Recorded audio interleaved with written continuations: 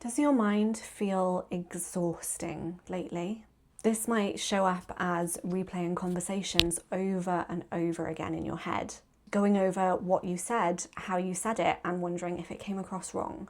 Or it could be that you overanalyze everything, like a decision you've already made or a decision that you're about to make. Or maybe you spend a lot of time thinking about how you interacted with somebody recently, and you wonder, was I too much? Was that thing that I said really stupid? Or do they actually even like me? It can feel like your brain is constantly working against you, keeping track of all of the problems, big and small, that you haven't solved yet. Or it reminds you of your ever-growing to-do list over and over again. Sometimes it's so loud that you can't even stand the quiet, because the second things go still, your thoughts just take over. And you might notice a lot of these thoughts are fairly negative, which means that you are either on the edge of or in a bad mood most of the time. And sometimes you might not even know why that is. It just feels exhausting. But I promise you, you're not broken.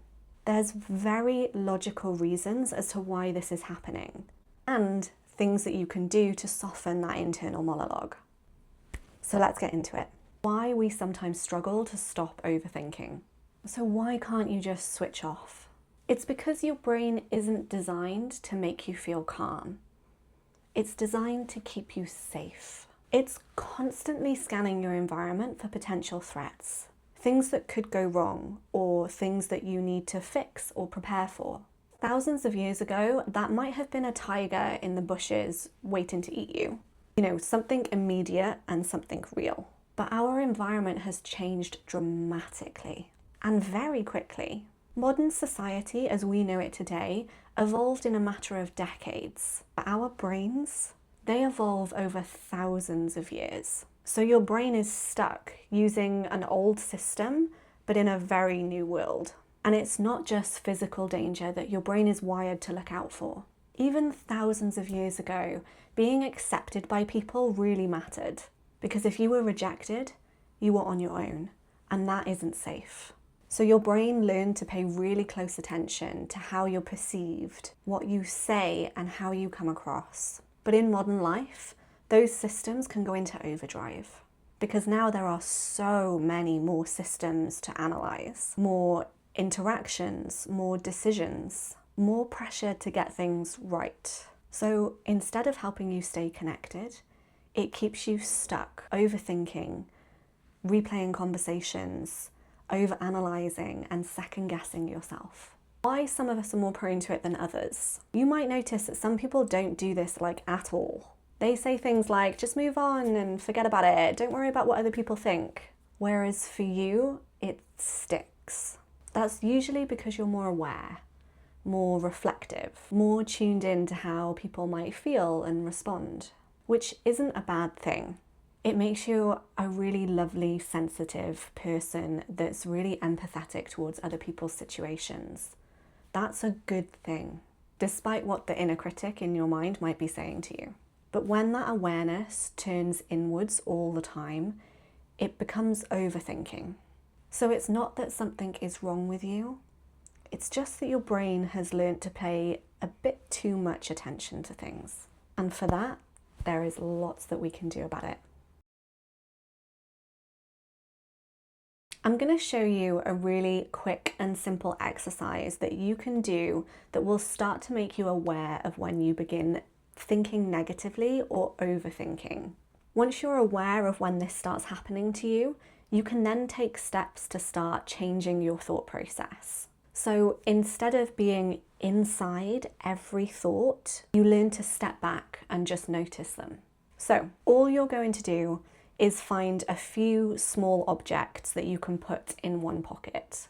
This can be coins, beads, Lego pieces, anything, just some small objects that you can get a handful of. Pop them in one pocket, and then every time you notice a negative or an unhelpful thought pop up in your mind, move one of those items to your other pocket. That's it, that's all you have to do. At this point, you're not trying to stop the thought or fix it, You just want to be aware of when they happen. Play it for an hour, a few hours, it's completely up to you.